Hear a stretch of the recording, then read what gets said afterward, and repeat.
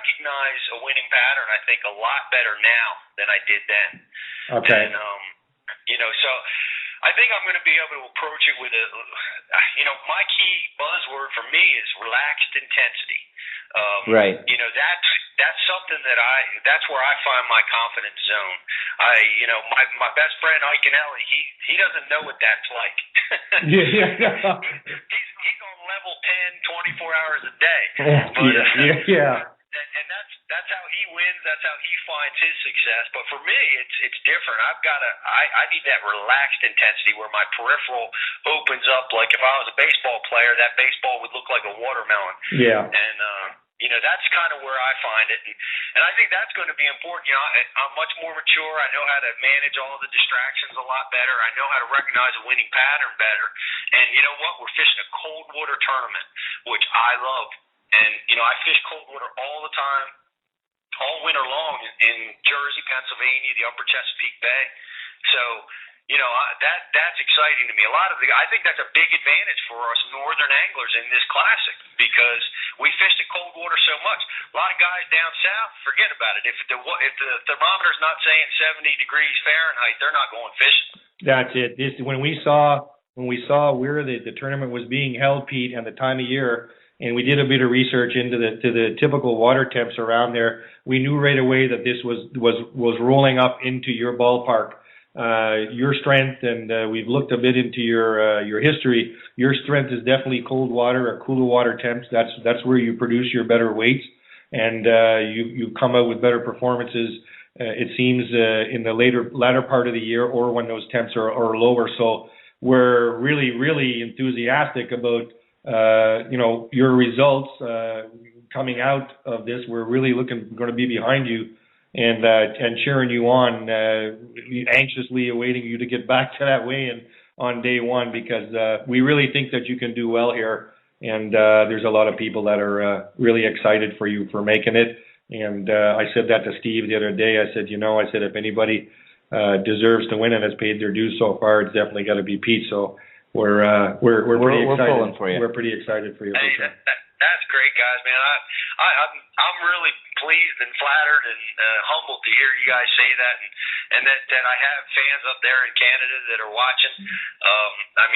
That's an amazing thing. So I really appreciate it, and I'll be listening for those cheers when I come across the stage. I can tell you, they will be yelling if you see hockey pucks or hockey sticks flying all over the place.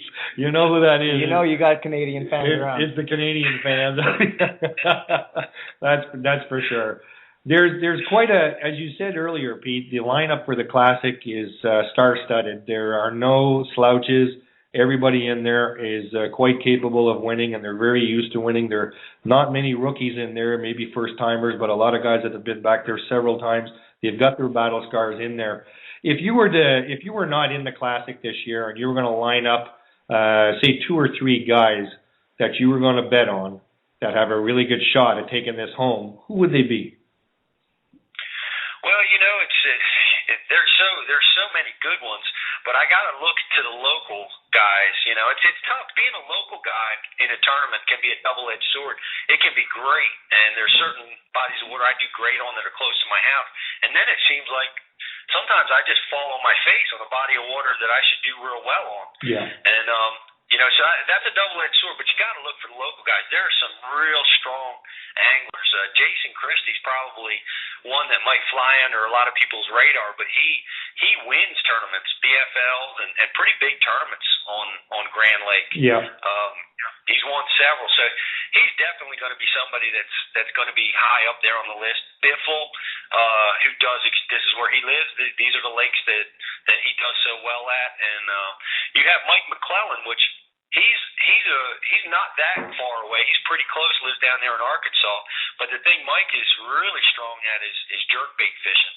Yeah. And fishing with that style of technique, I think is going to play a big factor in this tournament. The guys that are experienced, really good at that, are going to be big players. And of course, Kevin is KVD is he's a stud with a jerkbait technique. But So I guess those are some of the local guys. Edwin Evers is going to be another one to contend with, but I would look for those. I would look for the jig fishermen, the jerkbait guys, and look for a host of those local guys all to have a shot. In addition to that Gluszek character to have a shot at this tournament. Yeah, we've heard a lot about this Gluszek kid, that kid that's coming in with the attitude, but we'll see. He's on the radar, but we're going to keep an eye on him. That's for sure. Now, you've been doing this for years, Pete, as you said, and you're no rookie to this game. You're a veteran. You've got your war scars, and you wear them proudly. And you talked about what it takes to win, and how you've learned. You've learned your strong points and your weak points, and you've used those to your advantage to take you to the next level. Yeah. So what are some of the weaknesses in your game, and what are some of your strengths? Well, I guess the strengths are, knowing your strengths. Yeah. The things that, I was always trying to struggle at. When I was growing up my career, I looked at Brower. He was the flipping master, him and Biffle, and Fritz was the crankbait king. And everybody seemed to have their calling card. Grigsby with his sight fishing prowess, and Peter T with the Carolina rig. And I was like, well, what am I? And right. I fished all those things, and I like them all. And I guess what I kind of settled on was, my versatility, my ability to jump back and forth between different patterns quickly. It's hard to do if you've ever been fishing and you start catching them a certain way. It's very difficult to change once that bite stops. For instance, if you're catching them on a crankbait and you're chunking and winding and you've caught 5 nice ones and they just kind of get off that pattern, and then you have to stop and slow down and flip a jig. It's culture shock. It's hard to make your body and your mind do it. Yeah, it is. But that's one thing that I'm good at, and I think one of my strengths has become learning to recognize when I'm on a potential winning pattern and when I'm not. Okay. And how do you do that, Pete? What's the indicator that tells you, something? This will cash a check, or this won't cash a check? What's that indicator? Is it an instinct thing for you? Is it a weight number? A what is it? A time frame? Yeah, it can be a lot of different things that can clue you in on that. But one thing that I focus on, and I really focus on in my tournament fishing, is the average size of fish. People think you need to catch all 5-pounders to win any particular professional tournament, but in reality, it's more about the average size fish that you're catching. Sometimes in tournaments, the difference between catching a 2-pound average and a 2.25-pound average, that subtle difference, knowing that you're on a better average size fish, is going to put you heads and shoulders above the rest of the field. Most tournaments are won by ounces, not pounds. Right, that's true. So you're looking for a family of fish that is slightly larger for whatever reason. And it's usually a good reason. Usually there's a school of perch, or there's big, bunch of crawfish in the area. It's causing these fish to be just slightly larger. The more dominant predators are in the area. And if you're catching, even like I said, I'm talking small numbers, like 2 or 2.25 pounds. That little bitty difference is important, because what's going to happen eventually, if you're fishing well and you're on a good pattern, you're going to get your shot at a 4 or 5 or 6 pounder or bigger throughout the day. Yeah. But by having that average that's a little bit better than most guys, when you catch your big fish, now you make your big move. So I guess I always thought winning was making a big gamble, trying to hit a home run out of the park right from the gate. Usually what happens, you strike out. Right. So this tournament game is more about long distance running than it is a sprint, and you have to get yourself in a position to win before you can take a shot at winning. I got you. And so it's about patience. It's about learning to recognize those subtle differences between slightly larger fish. It's about learning concentrations of bites. How efficiently are you going to be able to get bites throughout the day? Can you get bit all day long. That's a hard thing to do. A lot of times you can get on a great morning pattern, but then you lose it and you can't get bit in the afternoon.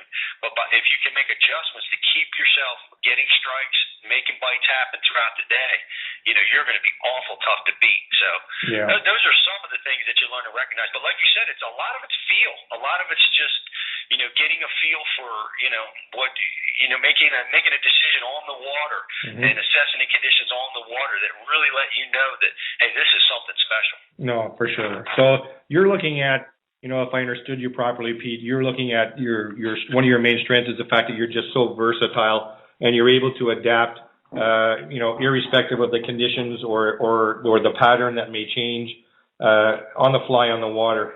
If I was going to ask you if there's one point of your game that you'd like to improve, and that could be anything, not just necessarily, obviously you want to catch bigger fish all the time, like you said, but at the end of the day, it could be, it could be anything. It could be time management, it could be gear management, it could be anything, or preparation. Where do you think that there's an area that in 2013, in the coming season for Bassmaster, that Pete Gluszek is going to have an objective for improvement? I am an absolute disaster at organization. I am a mess. I have baits everywhere. I can't find stuff when I need to.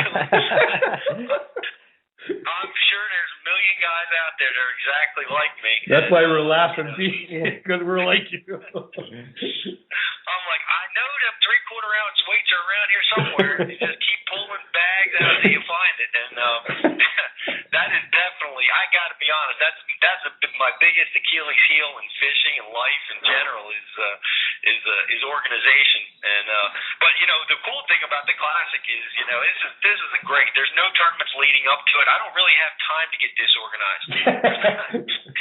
It's all leading up to one tournament, so I sure as heck better have myself together by then, and I'm working on it right now, so I certainly will. But organization, I would say, has got to be it. One other technique, and I've done well with it over the years, but I'm always trying to improve on it because it is, I would consider one of my weaker techniques is that drop shot technique. I've done well with it, especially with smallmouth, and it's a good cold water technique, and it is one of those techniques that I'm working all winter on, continuing to improve my skill sets with. So, between those, if I can improve on those two things, I'll be very happy. I promise you. Well, I think if you can improve on those two things, that you'll see your average weight go up. And at the end of the day, that's what we're driving for, right, Pete? That's a fact. That's a fact. The drop shot is I'm such a great. I love finesse fishing. It's just one of my favorite things to do. And the drop shot, I always struggle with it because I don't know whether to throw a shaky head, a drop shot, some weightless technique. I have a hard time fitting it into my arsenal and when the best time to be using it is. So but a lot of people love it. Smallmouth make it easy because you just throw it down there and they bite it. They make it easy. Yeah, it's and then when you're fishing off, like if you got a good electronic unit set up in the front, it's just like playing a video game, right? You can see the bait down there, you see the fish come up to it, you jiggle it, and he bites it. Like you said, it's like playing a video game. But when you get into different other scenarios, like we have a lot of scenarios up here now where we're discovering a combination of we have what's called a hybrid drop shot, where you'll have a tube or something on the bottom instead of your typical drop shot weight, and then you have another bait 12 or 18 inches up above it. Is that something that you're allowed to do in the Bassmaster Classic, fish two baits on one line? No, that's been eliminated with the advent of the Alabama rig. Oh. So, the Alabama rig came along and caused everybody to revisit their rules and how they were going to do things, and one line, one bait has been the rule that's been laid down at the Bassmasters. So that would definitely apply to that rig and other multiple bait rigs like the fluke rig, where a lot of times we throw two flukes at a time. All that stuff has been taken off the table. Wow. So we use the Alabama rig up here quite a bit. It's caught on with several guys. Some guys, depending on the technique, a lot of guys like it. The unfortunate thing here, or fortunate, I guess, depending on which end you're on, is we have what's called pike up here, and the pike love the Alabama rig. So when you're throwing this out there and trying to catch bass, the pike are just chasing it all over the place, and they'll wreak havoc on that and thing. They'll twist that thing into figure eight. Yeah, they'll chew it all up and make a mess of it. So we got to deal with that sort of in our environment. But other than that, the Alabama rig has proven and has been proven bait up there for a while. But your drop shot stuff, we have a lot of fun with it up here in the fall, especially like you said in the cold water, Pete. It's a very good technique, but it's gaining strength here. Also, another